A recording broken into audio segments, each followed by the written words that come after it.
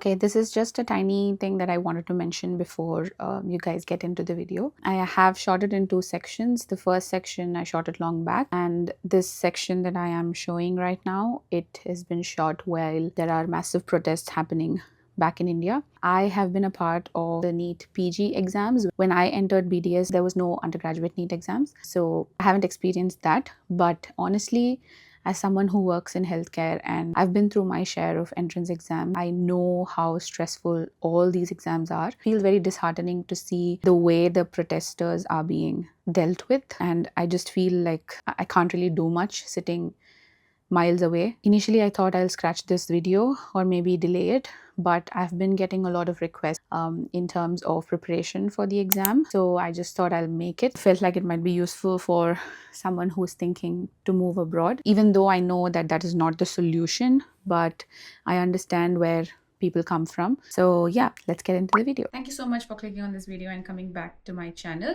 Today we are going to be addressing a few questions that I've had related to ADC. For context, I would just like to introduce myself. My name is Dr. Swati. I am an overseas dentist. I did my undergraduation in India and I used to work there in a private practice. And then I shifted to Australia, and here I had to give my Australian Dental Council exams to get registered and practice as an overseas dentist. The Australian Dental Council exams is the license exam needed to recognize the undergraduate degree that you have from abroad. I do have another video where I've spoken about the whole process of ADC. If you are someone who's looking to go through this process, please click the link.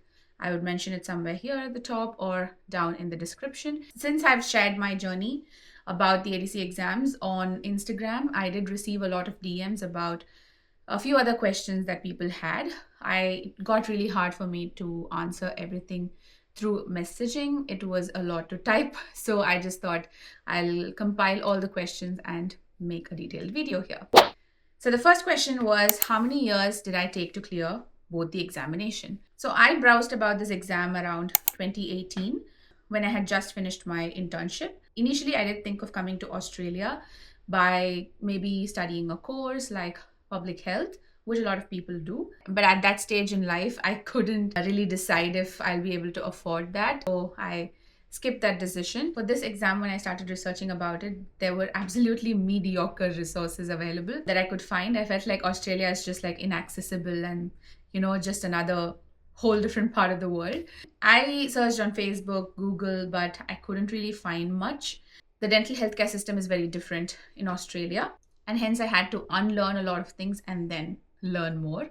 This exam, the written part of it, usually happens once in March and once in September. When I was taking the exams, I just couldn't really keep giving them every March and every September. When I got married, I had to move here, I had to adjust to a lot of things. There were so many things happening behind the scenes. So ideally, to answer the question, it did really take me around 6 attempts to pass the written examination. That was the hardest part for me because I did my research from scratch. Yeah, a lot of things to figure out. It was a long journey, but the practicals, on the contrary, I did really want to clear it in first attempt, but I couldn't, because again, it's a lot of figuring out. But I cleared the practical examination in the second attempt. It was a long journey for me. It did take me around 7 years to finish the whole process of it. But I don't want this to be a discouraging factor for anyone who is watching the video, because I know people who have cleared written examination and practicals as well in the first attempt and they have started working. So it's completely different for everyone. How much it costs for the total step? There is a website called adc.org.au. I will link that down in the description below. This is the website where you will go to for any kind of information about the Australian Dental Council exam. Even if you type on Google as Australian Dental Council exam, you're going to get the same website. I did my applications by myself. The applications were very self-explanatory. The fees and everything is mentioned on the website. You have 3 steps for the exam. First one is initial assessment that costs around 647 Australian dollars. The second step is written examination that costs around 2,122 Australian dollars. The third step is practical examination, which costs around 4,775 Australian dollars. Is MDS in OMFS accepted in Australia? I have an undergraduate degree from India, so I am not really sure how to get my master's recognized here. In general consensus, usually even if you have a master's degree, you are still recognized as a general dentist here. I think you might need to specially do a registration, not as extensive as the Australian Dental Council exam. Once you have cleared that, you are validated to practice here. But I think after a few years, you might have to register the specialty that you've done separately. But I am really sorry that I don't really know much about this. Which classes and books should I refer? So for classes, please search on Facebook, because Australians mostly use Facebook and Messenger for their advertisements and stuff. For personal reasons, I can't really disclose the name of the tutors that I went to. From my personal experience, I would recommend that you try to go with someone who practices or at least lives in Australia itself. If someone who's practicing here, then great, because they will know all updates about the dental healthcare system in and out. But at least if someone who lives here, they will have an experience of the healthcare system here in terms of dentistry, because as I said, it's completely different in back home and here. Once you join the classes, the materials mostly are provided by them. If you are someone who wants to be self-taught, the reference books and the journals that is recommended by the Australian Dental Council is completely transparent, and it's mentioned on the handbook. You go to Google and just search Australian Dental Council Written Examination Handbook, you'll be able to find it. Same thing for the practicals as well. Job opportunities once we crack the exam. Initially, I feel like a lot of job opportunities are available in the regional or rural areas of Australia, far outside the urban space. In those areas, patient expectations or demands are a little forgiving, so it'll be a good place for you to start as a new graduate dentist. Once you have an experience of 2 years or so, then it is good to shift your base to the urban space. A lot of people who I know do a full-time job in regional areas, but a few of them do like 2 days in the regional or 3 days in the regional area, and they come to the city for a couple of days. I think, as I said, once you get an experience in the regional area, now you will have a little bit of confidence, and then you can shift slowly to prime areas. There is also job opportunities provided by public health system, which is also a place to start with as a new graduate, as the salary would be hourly based, and that makes a base for fixed income during the start. In my case, I feel like I was really lucky to get a job in the urban space itself. So luck also favors sometimes. There is no harm in trying. If you are looking for jobs in the city, I would suggest if you can look for an employer or the principal dentist who is willing to mentor you. It takes a lot of time, patience, perseverance to move ahead in dentistry, because it is a customer facing job from day one, and providing treatment alone is not enough. It is how you manage the patient and you provide them an experience as a whole. Can we meet monthly expenses with the salary? I really don't know how to answer it. Okay, it depends on your lifestyle choices and what kind of life you live, what kind of spending habits you have, things like that. I can probably answer for myself. I am married. It's just the two of us, me and my husband for now, and we live on rent in a unit house, which is a 2-bedroom house. That'll be the major expense that we have. We also have a few loans to pay off. To meet all these expenses and to live a decent, happy life, double income is a great support. I would say with dentistry, keep your expectations very low at the start. It might look very fancy from the outside. Once you know the reality, it's completely different. If you have seen my other videos, I do have one where I've shared raw thoughts about dentistry, about my experience as well. It's very hard to crack things here. You do have to stay on top of a lot of things. Keep developing the skills. You can't fall back. That initially, I would recommend you to keep the expectations in terms of money very low, because when you start, it's going to take a lot of time to build a good patient base, gain their trust, and make them come back to you as a dentist who they trust and they believe that you give them a good experience. So all this is going to take a lot of time to happen. The prime focus is to join up good practice and start working as much as you can. It is going to be very dry initially as you grow the patient base and as you develop your skills. That's when you try to do, new procedures, you develop your skills, and then as time goes, money will automatically come.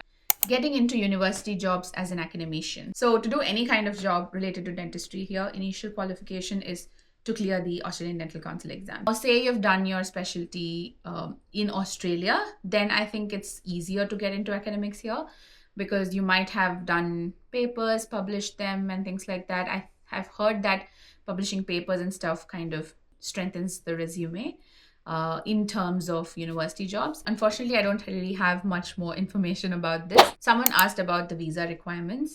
I only know two options.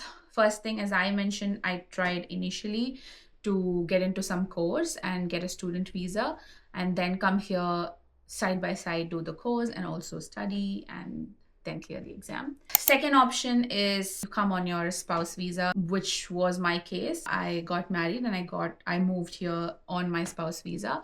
From when do I have to start preparing for Australian Dental Council exams? Now see, again, this is very subjective. I am a very last minute learner. For me, things stay in my head if I just learn it last minute. Because the subjects that are covered is generally sum up of all the subjects that you've studied, I think it'll be best to start when the majority of portions are completed, maybe around 4th year of your undergraduation. But if you want to start early, you definitely can. Sorry for the disruption. This is a completely different day. So I'm in a completely different costume. I think I forgot to film the outro and also I lost some footage. So I'm going to answer a few more questions in like this. Is it important to have private practice experience after BDS or can I just start preparing for ADC directly? I definitely think that an experience working in private practice will be of great help. First thing is it helps you with staying in touch with the dentistry that you did, and second thing, it's going to help in terms of managing a patient because studying dentistry is different and working is different. It is about managing a patient as a whole rather than just providing treatment. So definitely working in a practice is going to serve you in the long run and going to help with the exams as well. Also, if you already know that you want to specialize in this particular field or you're interested in a particular specialty in dentistry, try to find a dentist who specializes in that and try to observe them or work in their clinic. So that is also going to be of a great help when you start practicing in Australia. Can I work as a dental assistant while preparing for the exam? So in terms of work, it completely depends on what type of visa you have, because for me, when I came to the country, I came as a permanent resident.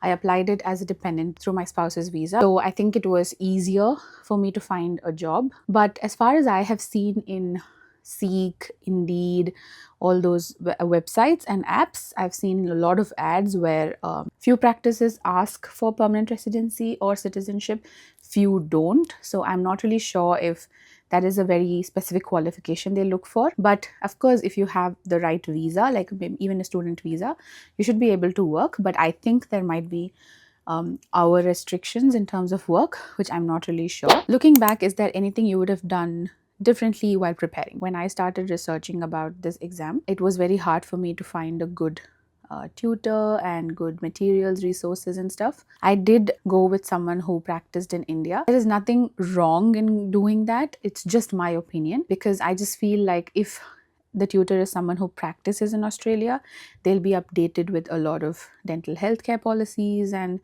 how things work here basically. So I think I might have directly gone with someone who practiced here. But yeah, I think, as I said, it's in my opinion. There are a lot of people who still get tutored with the teachers who are from India and they have still passed. So I think it's very subjective. How difficult was it to find your first job after the registration? Once you finish the Australian Dental Council exam, even if you have a lot of experience working back home, most of the clinics consider you as a new graduate. As someone who was a new graduate and was just developing skills, it did take a few months for me to find the right fit. Honestly, I just winged it when I applied for the jobs. I definitely wasn't ready to relocate to a regional area because my husband's job is here, so I couldn't just take my life and shift. I was looking for places that had a decent driving distance. Yeah, so I just winged it and applied for any job that was on Seek, Indeed, especially to the ones that did not mention that they need a local Australian experience and they were welcoming new graduates.